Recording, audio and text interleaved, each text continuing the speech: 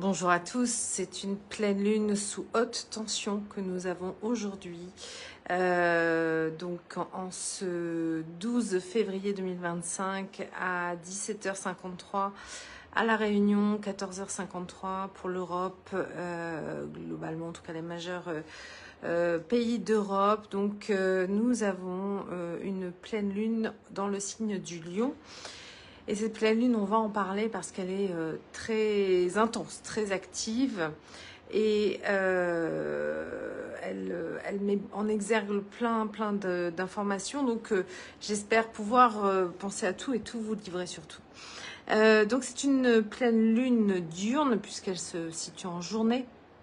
Ce qui, selon moi, indique qu'elle elle se situe au niveau du subconscient et qu'elle essaye de ramener, du coup, dans notre conscience, plein d'informations. Donc, cette pleine lune, elle est donc opposée au soleil qui, lui, se retrouve en Verseau. Vous savez que c'est le principe de la pleine lune, une opposition lune et soleil. Donc, ce soleil qui se situe à 24 degrés du Verseau est conjoint à l'astéroïde Cérès ainsi qu'à la planète Mercure. Et il faut savoir que le soleil dans cette position en Verseau, il n'est pas chez lui, il est à l'opposé de ce qu'on appelle son domicile. Son signe de prédilection au soleil, c'est le Lion. Et le Verseau est le signe exactement en face. Donc on dit qu'il est en exil du coup. Et quand un soleil est en exil, ça veut dire qu'il n'a pas les pleines capacités d'être lui, de rayonner tel qu'il aime pouvoir le faire. Puisqu'en face de lui, en fait, à sa position idéale, en tout cas, se trouve la Lune. Et donc cette Lune déjà, elle reflète en fait cette lumière déjà défaillante à la base, puisque, comme je viens de le dire, ce soleil n'exhale pas sa chaleur, sa puissance habituelle. Donc on a déjà une pleine lune en Lion qui reçoit une énergie qui n'est pas de la meilleure qualité. D'autre part, je vous ai dit qu'il était en conjonction avec Cérès et Mercure.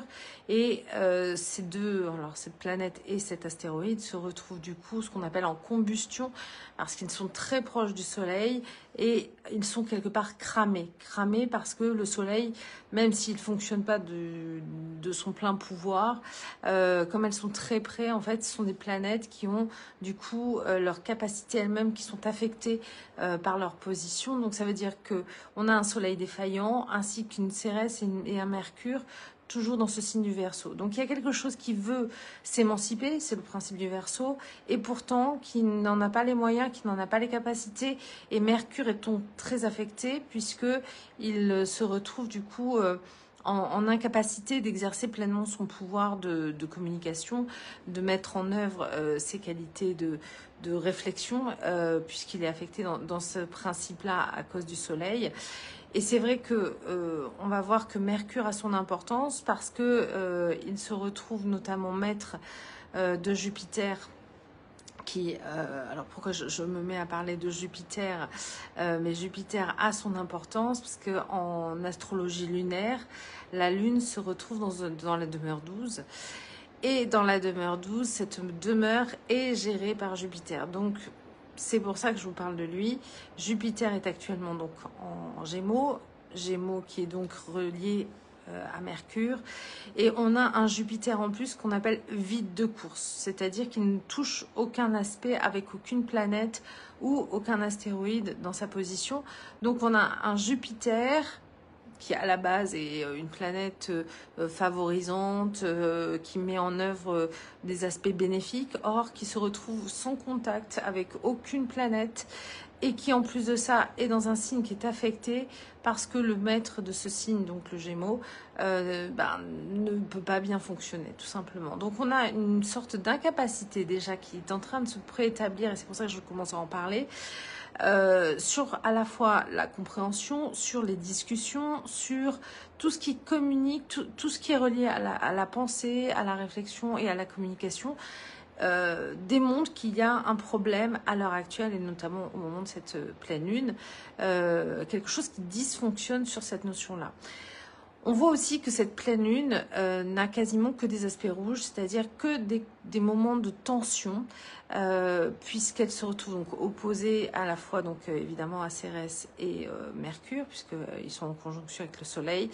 Et elle est également, alors en carré, c'est un aspect de tension extrême, à la fois avec Uranus et à la fois avec l'astéroïde Junon. Alors qu'est-ce que ça veut dire?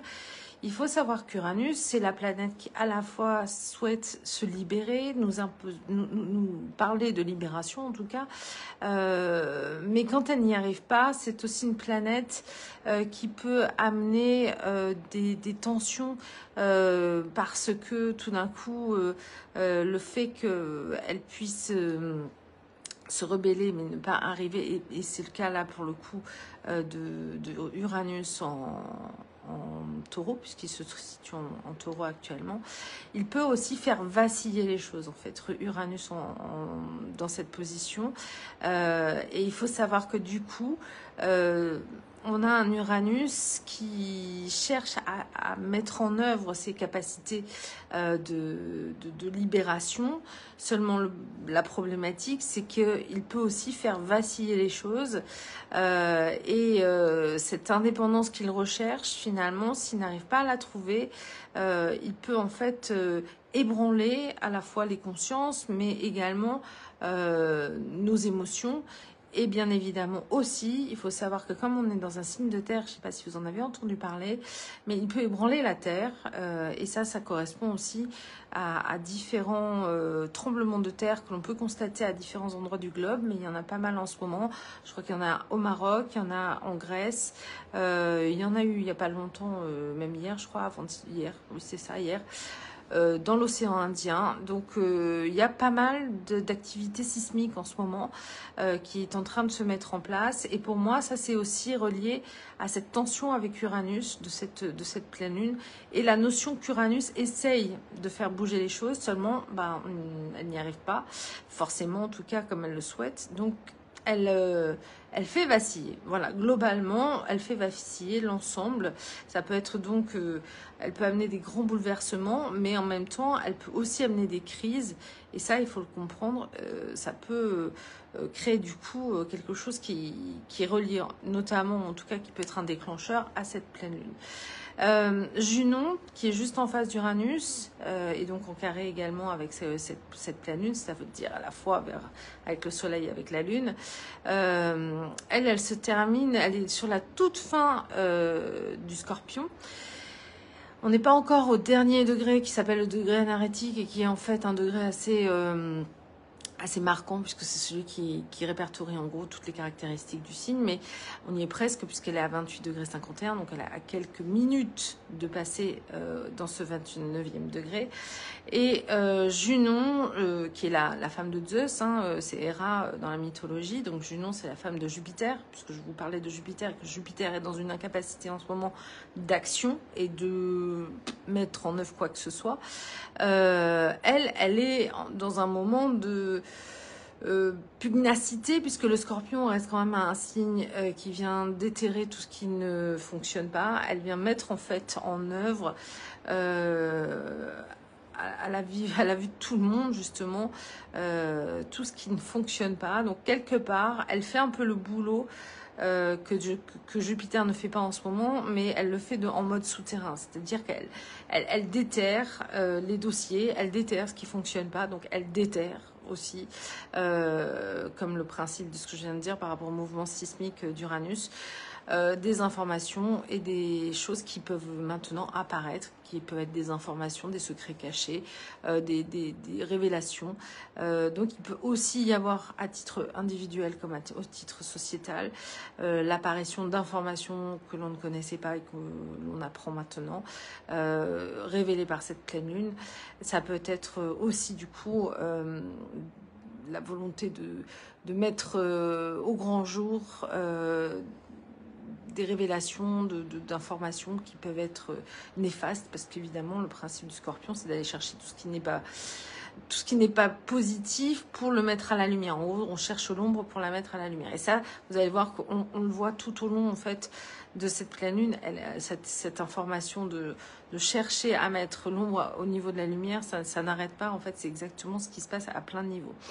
Un des premiers aussi, justement, c'est le fait qu'on a Neptune qui est conjoint au nœud nord pour cette pleine lune, qui lui, pareil, se trouve quasiment au tout dernier degré du poisson, pardon, j'y arrive, et qui a comme but, idéalement en tout cas, de nous faire reconnecter à l'amour inconditionnel. Mais si on n'y arrive pas, son but dans ce cas-là, c'est plutôt de nous montrer notre folie, et de créer une crise potentiellement, parce que le principe de Neptune, c'est à la fois de nous connecter, certes, à cet amour inconditionnel et cette possibilité de montrer ce qui est beau, si on y arrive. Et si on n'y arrive pas, alors il a aussi la faculté de nous entraîner vers de la folie, vers des crises. Et vu sa position, ça peut être dans ce sens-là. Ça peut être de nous montrer toutes nos névroses, tous nos problèmes, tout ce qui ne va pas, donc à titre aussi individuel ou sociétal. Donc ça veut dire qu'en gros, si on n'accède pas à cet amour inconditionnel intérieurement, alors ça c'est selon chacun où on en est dans notre parcours individuel, alors on va finalement se confronter à nos propres crises, à nos propres névroses individuelles, et c'est un moment assez intense. C'est pour ça que je vous disais que c'était sous haute tension cette pleine lune, parce qu'évidemment ça peut vraiment faire ressurgir des peurs irrationnelles, ça peut faire surgir quelque part tous nos démons intérieurs aussi. Donc cette idée, en tout cas, c'est de nous amener vers cet amour inconditionnel, évidemment, mais en même temps, si on n'a pas les moyens d'y accéder, alors c'est un moyen de secouer un peu l'intérieur, un peu, beaucoup même surtout. Et pour cela, il est aidé par toujours Mars qui rétrograde en Cancer. Et Mars en rétro est actuellement donc à 17 degrés du Cancer. Alors pourquoi je vous parle de ça? Parce que lui, il ne fait pas forcément d'aspect particulier avec d'autres planètes. Sauf que Mars en Cancer se retrouve dans ce qu'on appelle, au niveau des parallèles de déclinaison, il se retrouve au 26e degré de l'équateur. Et du coup, c'est ce qu'on appelle un Mars hors limite, puisqu'en fait, il a dépassé en gros les 23 degrés 27 de l'équateur. Et dans ce cas-là, quand une planète se retrouve en hors limite, elle est dans des capacités extra ou anormales, entre guillemets, mais avec un dynamisme encore plus développé. Et un Mars en Cancer qui est déjà en chute dans ce signe-là, donc pas en mode agréable, en tout cas pour lui, vient encore plus développer les tensions, les colères intérieures, le feu intérieur, émotionnel, puisque le principe du Cancer, ça reste quand même d'être basé sur tout ce qui est l'émotion, le corps physique aussi, ça peut être ça. Donc ce Mars hors limite dans cette position peut montrer beaucoup d'émotionnel, voire au niveau sociétal, ça peut aussi faire monter la lave d'une certaine manière. Donc il peut y avoir là aussi des volcans qui explosent, il peut y avoir des choses de cet ordre-là. Donc vous voyez tout l'aspect de tension dans lequel on se situe à l'heure actuelle, qui est quand même assez incroyable. Il faut savoir que Chiron, qui est à l'heure actuelle aussi en Bélier, bon ça fait déjà un moment, se retrouve en conjonction exacte avec, alors après on n'utilise pas, ou on utilise ça au niveau des astrologues, mais ça c'est individuel.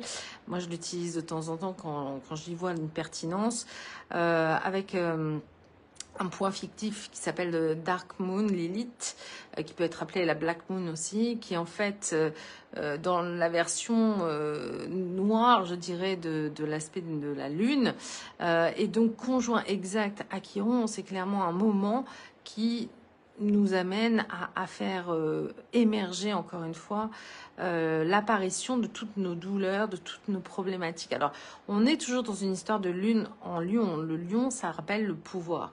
Et j'ai quelques citations à vous donner parce que je les ai trouvées très pertinentes en fait en lien avec cette pleine lune. Une qui me marque, c'est que Saint-Exupéry disait « Le pouvoir, s'il est amour de domination, je le juge ambition stupide. Mais s'il est acte de créateur et exercice de la création, alors le pouvoir, je le célèbre. » On est dans cette idée-là. C'est-à-dire que cette pleine lune en lion, elle nous parle de ce pouvoir. Elle nous parle de ce pouvoir défaillant, puisque je vous ai rappelé que le lion enfin plutôt le soleil, n'est pas dans sa pleine capacité de pouvoir. Et donc il y a une problématique de pouvoir individuellement et collectivement. Je pense que personne n'est dupe de cela. Quand je dis individuellement, je constate à titre perso que l'égoïsme, l'individualisme, l'autocentrage est de plus en plus important. Et je trouve ça forcément dommage, mais je pense qu'on arrive peut-être à un paroxysme de quelque chose par rapport à ça. Évidemment, collectivement, je ne vais pas commenter l'aspect politique, mais enfin, je pense que personne, encore une fois, n'est dupe de ce qui se passe à ce niveau-là. Donc forcément, la problématique de pouvoir, elle est sous-jacente, elle est là, elle est évidente. Et je crois qu'en fait, l'idée n'est pas de prendre le pouvoir ou d'affirmer un pouvoir dévastateur, justement. L'idée est au contraire de réaccéder à un pouvoir créateur, mais bénéfique pour l'ensemble et pas bénéfique que individuellement. Alors évidemment, au passage, individuellement, il a aussi sa valeur d'être, mais l'idée, c'est de mettre en œuvre quelque chose qui s'exerce pour le bien commun. J'ai à ce titre-là une autre citation, parce qu'il faut savoir que j'en ai pas encore fini, cette conjonction du Soleil avec Mercure et Cérès se retrouve exacte aussi avec une étoile fixe qui s'appelle Deneb Algédi. Et donc, le Soleil est exactement sur cette étoile. Et cette étoile, elle nous parle de remettre quelque part une sorte de droiture, en fait, d'exercer en fait une stabilisation, de mettre en place les lois divines et non pas les lois forcément humaines, pour à la fois retrouver une verticalité, à la fois un alignement de qui nous sommes individuellement, qui nous sommes collectivement. Et il y avait une très jolie citation de Ralph Waldo Emerson qui est « Le but de la vie n'est pas d'être heureux, c'est d'être utile, honorable, de faire preuve de compassion et que le fait que vous ayez vécu et bien vécu ait fait une différence. » Voilà.